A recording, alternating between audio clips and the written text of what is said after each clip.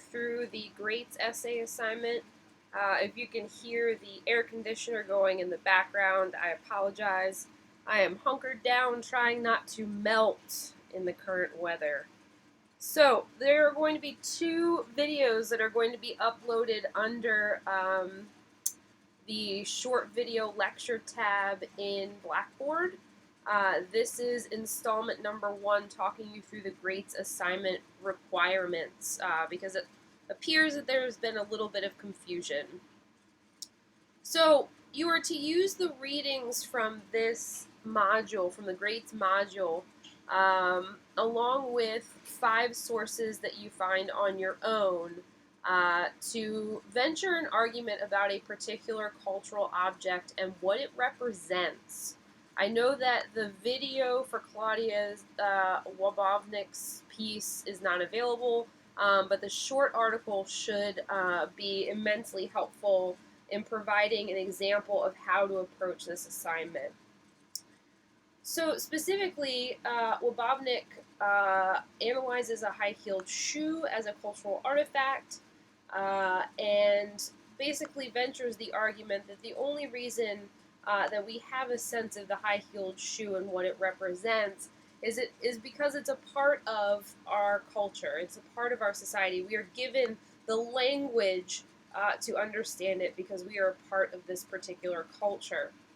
So I want you for this assignment to find your own cultural object that you would like to deconstruct.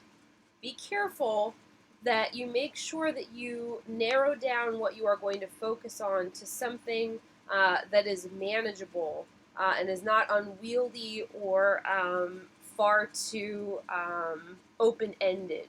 So a high-heeled shoe is very focused. Someone is thinking about writing about the wedding ring. That is certainly quite focused. And in the next video, I'm going to talk you through a cartoon. But specifically, I want to point you to what is required of this essay. You are going to produce an analysis of a cultural artifact, but you are going to specifically look at it in terms of its connection to freedom. This is the part that a lot of folks have forgotten about in what I've seen so far. So you can choose a cultural artifact and analyze it for what it represents, but you also have to attach it to this notion of freedom. As with other assignments that we've had so far this semester, you'll notice that there are a vast number of questions that you can ask as you're trying to develop the argument that you're going to make about your cultural object. My suggestion to you is to decide on your cultural object first. Take a little time before answering any of these questions to deconstruct it for what you feel that cultural object represents. And then you can go back in and begin to tease out some of these questions and see if they don't help to generate some points of argument in terms of your cultural artifact and its connection to freedom. For the analysis of the cultural artifact, you'll probably want to have a brief history of the object in your introduction.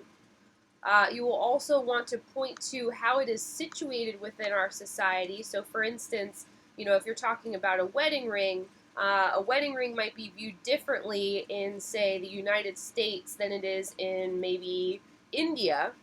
But if you're talking about it specifically in terms of the U.S., make sure that you situate it specifically in that way. Then the body of your paper, your main argument, is going to be connecting that cultural object to this notion of freedom or lack of freedom. You can apply some of what you read in Wabovnik's piece to your analysis of your particular cultural object. And again, you might want to use it as an example of how to perform a really strong cultural analysis. So, in terms of creating a cultural artifact, you have a lot of different choices available to you. You can look at a particular author, a book, a poem. You can look at an album or a song. Those usually generate really interesting cultural analyses.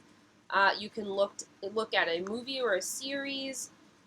If you decide to go the route of social media, be very, very careful that you do not go into the process of writing a report on Facebook, say.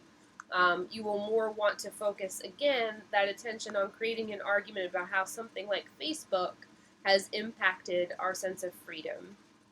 You can look at fashion, you can look at visual art, and in fact, I'm going to talk a little bit about tattoos here in a second, in the second video. Same thing with social media. If you choose technology, something like video games or smartphones, again, you have to be mindful that you're not going to end up giving me a report on something like the iPhone, but instead are going to look at the iPhone as a cultural object that has in some way impacted our freedom. In fact, let me find this really fast. There's this great cartoon of the iPhone as a prison. And I bet I won't be able to find it super fast.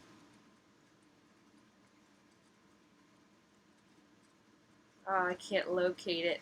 But there's this really great cartoon that shows the iPhone as a prison ground, which would be a phenomenal cultural object to analyze in its connection to how smartphones have become, sort of the prisons of our lives, that we're so attached to them, that we are actually imprisoned by them. So think really creatively about how you approach this particular assignment.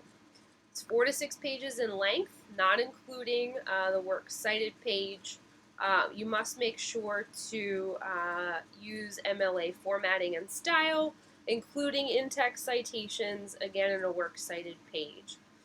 And then in the next video, as I mentioned, I'm going to talk you through how to do this so that we make sure that we're performing an analysis instead of a report.